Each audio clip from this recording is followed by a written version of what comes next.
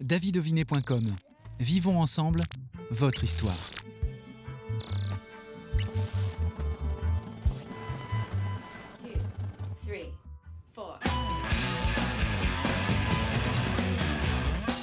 Bienvenue dans l'émission Backstage. Aujourd'hui, voyage musical avec le duo One Rusty Band qui nous invite avec leur nouvel album Line After Line. Le duo One Rusty Band composé de Greg. Salut Greg. Salut, comment vas-tu? Salut. Ça va très bien, merci. Nous aussi. Et puis on a Léa également avec toi aujourd'hui. Salut David. Comment ça s'est passé cette rencontre entre vous, Greg? J'aimerais que tu me racontes tout cela, puisque c'est une belle histoire, une histoire qui déjà mène au voyage. Ah oui, honneur aux dames, Léa. Ah ben non, oui, c'est Allez, Léa, tu vas-y. as raison. Alors C'est Léa, moi qui raconte. Nous, ça fait très longtemps qu'on se connaît, ça fait 16 ans qu'on se connaît. Et on avait hyper envie de monter quelque chose ensemble depuis le début, mais ça ne s'est pas fait parce que moi, je faisais du cirque, j'étais beaucoup en Amérique du Sud.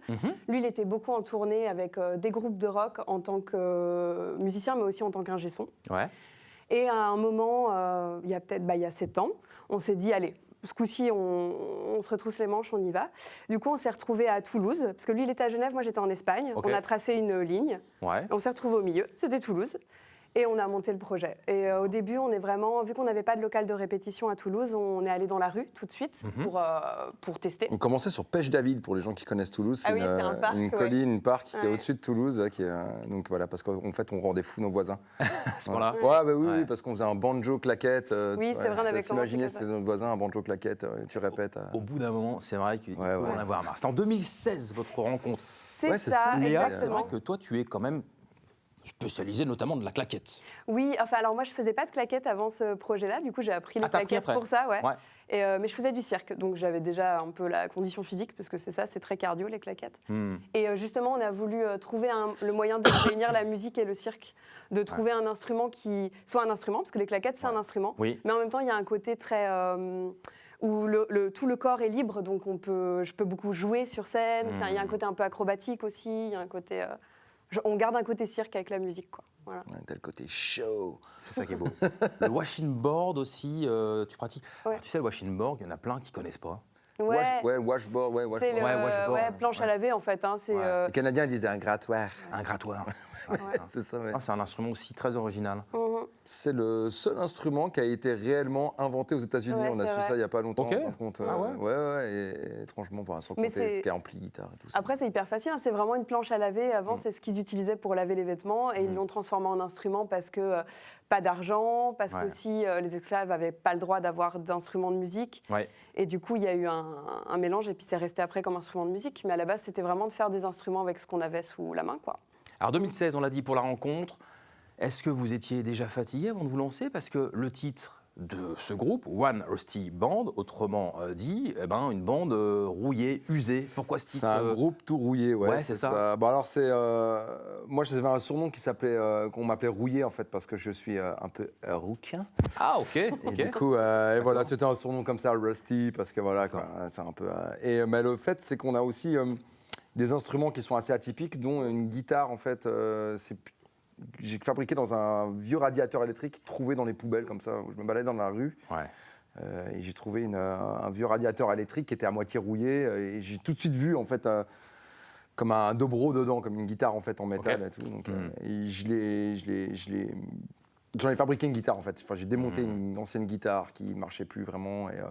Mais j'ai fait ça avant même qu'on ait eu l'idée de faire One Rusty Band. Ouais, mais c'est pour ça le nom aussi. C'est Ouais. parce que c'était avec du matériel bricolé. Du coup, il y a Ouais. le côté rouillé, déjà usagé. Le jeu de mots avec sa couleur de cheveux. Puis bon, après, une fois que tu as choisi le nom d'un groupe pour rigoler et que Ouais. tu commences à tourner, tu C'est peux raide. plus le Ah, changer. tu peux plus, c'est Non. fini. Donc maintenant, ça reste Et il y a One toujours une Rusty Band. belle histoire en fait à travers le nom d'un groupe et Ouais. c'est vrai que j'aime bien quand on la raconte. J'aurais pas imaginé ce côté-là. Ouais, c'est ce côté-là dans un ce nom. peu. Un peu usé, ouais. Un peu usé, ouais, c'est des ça. choses aussi, ouais. Ouais, du coup. 2019, Voodoo Queen, pardon pour la prononciation, tu le dirais comment toi? Voodoo Queen. Ouais, tu vois, mais tu fais tellement. C'est la- mieux. c'est C'était la- votre Et il premier s'entraîne, hein. album. Ah ouais, il parle Ouais. super bien anglais, mais en même temps, vous chantez qu'en anglais. Donc Oui. c'est vrai qu'aujourd'hui, vous maîtrisez bien cette langue. puis c'est un album qui a inspiré, on a été inspiré de cet album en fait en allant à la Nouvelle-Orléans. Là, on a chopé la washboard d'ailleurs. Ouais. Et Voodoo Queen, c'est la reine voodoo. Il y a beaucoup de traditions voodoo là-bas en fait, qui a été importée par les esclaves en fait venant d'Afrique, le voodoo, tout ça. Et en fait, c'est hyper présent à la Nouvelle-Orléans. Du coup, cet album, il est pas mal inspiré. Il y a Voodoo Queen, mais il y a aussi Po' Boy Blues. C'est un sandwich en fait qui se trouve à la Nouvelle-Orléans typique. Donc c'est un album qui est beaucoup inspiré en fin de compte de ses racines du blues un petit peu. Oui, puis c'était vraiment un hommage justement à toute cette culture-là parce que nous on fait du blues, mais on est français. Donc l'idée, c'était aussi de ne pas renier ses origines. C'est hyper important de savoir d'où ça vient. Ça vient des États-Unis d'Amérique, ça vient de l'esclavage aussi. Ce n'est pas une histoire qui est toute jolie, toute rose. Et c'est important de l'avoir en tête quand tu fais du blues, quoi. Donc voilà. C'est un doux mélange justement avec des natifs américains et des esclaves, parce qu'il y a eu des gens qui se sont justement enfuis, entre autres à la Nouvelle-Orléans, et qui ont vécu avec des natifs qui étaient là-bas. Oui, puis avec les Cajuns aussi. Enfin, il y a eu plein de mélanges en fait. C'est marrant, vous vous mettez dans cette catégorie de blues. Mais il y a un peu de rock quand même. Alors ouais, parce que nous, il y a un côté Quand même. blues, mais il y a un côté, enfin nous en fait, comme Léa disait, on vient pas, on a nos racines elles viennent quand même du rock. Enfin moi j'ai joué pendant longtemps dans des groupes de rock en français, des groupes de punk, voilà. Et du coup en fait. On adore ce côté blues, il est de toute façon dans la musique moderne, que ce soit pop, rock, et nous on le fait à notre sauce. On n'a pas la prétention de dire qu'on fait. On nous a un peu mis cette étiquette de blues. Nous on n'a pas la prétention de dire qu'on fait du blues New Orleans ou du blues du Chicago blues. Nous on fait du. C'est juste qu'on s'est rendu compte une fois qu'on avait composé les morceaux, qu'on était fortement influencé par ça. Donc forcément c'est un mélange de. De blues, mais de rock, parce qu'effectivement, nous, on écoute beaucoup de rock aussi. Il va y avoir de la funk aussi, il va y avoir... Forcément, la musique, tu prends un peu tout ce qui t'entoure, tu mélanges tout, et tu fais ta petite soupe, quoi, avec tout ce que tu as entendu et tout ce que tu as vécu aussi, quoi. 2022, One More Dance, pour le titre de l'album. Qu'est-ce qu'on peut en dire en une phrase, Greg ? One More Dance, on a toujours envie de danser, on a toujours envie d'en refaire une autre. On n'a pas envie que ça s'arrête. Du coup, c'est un peu le principe de cet album, qui a été en plus composé pendant le confinement. Du coup, on était en manque de danse un petit peu, donc ça nous a pas mal inspiré de choses. Cet album One More Dance, c'était inspiré de ça. C'est une danse de plus. Une danse de plus. Du fait qu'on soit en peignoir, parce qu'on était souvent en peignoir à l'époque. Oui, forcément. C'est la danse des peignoirs. C'est ça. Un peu. C'est ça. Et vous nous revenez avec ce troisième qui sort cette semaine. Merci de nous accorder cette interview. C'est une belle exclusivité. Line After Line. On commence le chemin sur la route, Greg, c'est ça ? Pour nous emmener vers plein d'univers aussi, Nouvelle-Orléans, mais pas que. Oui, c'est surtout les routes en fait, tous les kilomètres que l'on fait en France, en Europe, parce qu'on tourne pas mal, et du coup, mine de rien, ça nous imprègne, ça nous inspire, et c'est pour ça qu'avec Léa, on a posé nos valises, qu'on pose nos valises, entre autres, après des tournées en fin d'année, où on est un peu plus calme. En fait, on a plein de riffs qu'on faisait dans les soundchecks ou sur la route ou en revenant à la maison. Et les paroles et les histoires, en fait, tout simplement, on a voulu raconter ce que l'on vit. Et ce que l'on vit, les trois quarts du temps, c'est quand même pas mal sur la route. Oui. Cet album, c'est vraiment l'histoire de la tournée. C'est que ces 3 dernières années, on a passé beaucoup de temps sur la route. Et du coup, forcément, quand tu écris une chanson, tu parles de ce que tu es en train de vivre sur le Bien moment. sûr. Et nous, c'était la tournée, quoi.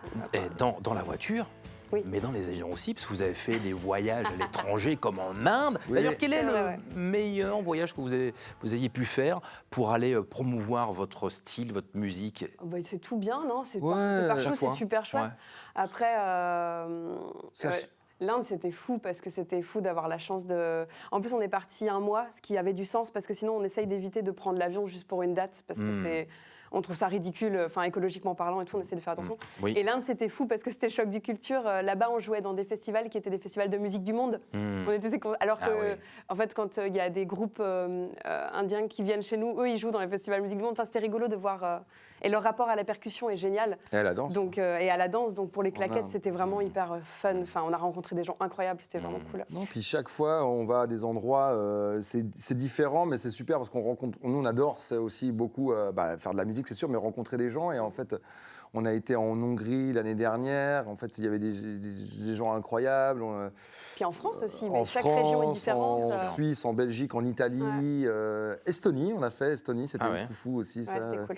Ah oui, Mais, j'ai énormément de concerts depuis 2016, depuis vos débuts, c'est sûr. Est-ce que les voyages comme ça, la route que vous prenez tous les deux, créent des tensions au point de faire ce titre I Wanna Kill You? Ouais. Alors on C'est se prend ça? beaucoup la tête. Il est à dur propos- ce titre, hein. Non, alors en fait, c'est juste parce que c'est vraiment. Justement, c'était une manière de. Parce que forcément, des fois, on n'est pas d'accord. Parce qu'on est tout le temps ensemble, on bosse ensemble, on voyage ensemble, on habite ensemble, on crée ensemble. Donc il y a des fois où forcément, on n'est pas d'accord et on se prend la tête. Oui, Et on tout s'est dans dit- votre studio d'ailleurs, hein, je le dis, Oui. en Bretagne, Ouais. là-bas. Ouais. Et, Ouais, ça crée des moments de tension des fois aussi. Mais on a voulu en fait un peu exorciser la chose. Bah oui, en fait, on s'est dit c'est nul de se disputer, donc autant écrire une chanson et comme ça, la prochaine fois, au lieu de se disputer, on chante la chanson, puis après, on passe à autre chose, quoi. Ouais. Ouais, D'ailleurs, c'était une manière de. Bien Puis sûr. après, on est parti sur un délire un peu. C'est une histoire de vampire un peu cartoon. Hein. On veut pas vraiment se tuer. Non, on non, s'aime. non, ouais, les paroles sont hyper vénères, mais c'est Ouais, vraiment. Puis j'ai pas c'est vraiment sûr. envie de boire le sang de Léa. Non, c'est vrai, c'est vrai. Tiens, Greg, parle-nous de ce live que vous allez nous jouer là dans quelques secondes. Oui, alors c'est la chanson qu'on va interpréter, c'est Mr. Catfishman. Quel bel accent. Ouais, c'est vrai. Cette voix. Bah, catfish, c'est les poissons-chats comme on a ici, en fin de compte. C'est Catfishman, en fait, c'est un homme poisson-chat, en fin de compte. C'est l'histoire. En fait, cette chanson, elle raconte un peu l'histoire de personnes qu'on a pu rencontrer. On n'a pas rencontré qu'une seule, malheureusement. Des personnes qui sont un peu toxiques, on va dire, qui se trouvent dans les backstage. Donc, pas ici ce soir. Donc, ouais, mais voilà, il y a des gens qui gravitent, que ce soit, on en a entendu plein ces dernières années, que ce soit dans le monde de la musique, dans le monde du cinéma. En fait, il y a des gens qui sont un peu planqués dans l'ombre et qui profitent un petit peu de leur Bah, pouvoir. on peut pour, dire ce que c'est, des agresseurs. Ah ouais, clairement. des Nous, agresseurs, bien sûr. On a vu des gens vraiment. Ouais. Hmm. Et en fait, on s'est rendu compte que oui, en fait, il y en avait partout et on a eu envie de faire une chanson dessus, mais toujours pareil, en partant d'un côté un peu cartoon aussi, en prenant l'image justement du poisson-chat. Et, un peu dégueu comme ça, visqueux. ouais. Eh bien écoutez, c'est le moment de vous écouter. Place au live.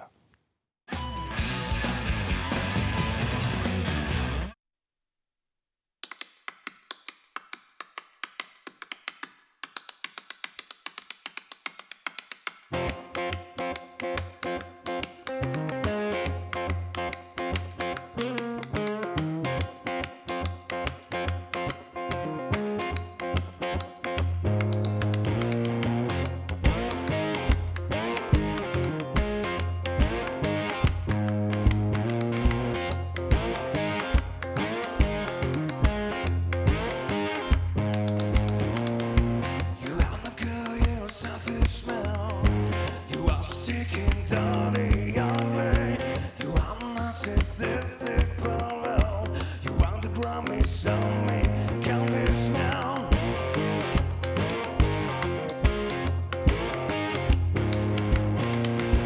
You are the good Mr. Candy smell. You're sooty, dark and wild. You live deep in Shopper's river. You with position, Mr. Candice Man. Mr. Candice Man.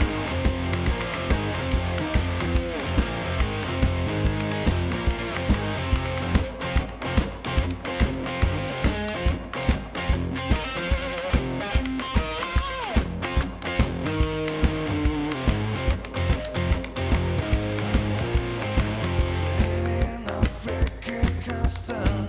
You want the shining society. You drop it down and lots of pupil. You want the woman go no mercy. You want to make this shit to everybody. You want the poor and submission. You fucking don't care for anybody. You're stinging on a ugly confish man.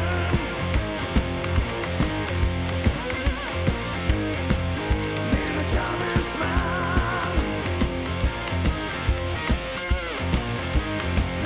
Mr. Candice Man. Mr. Candice Man.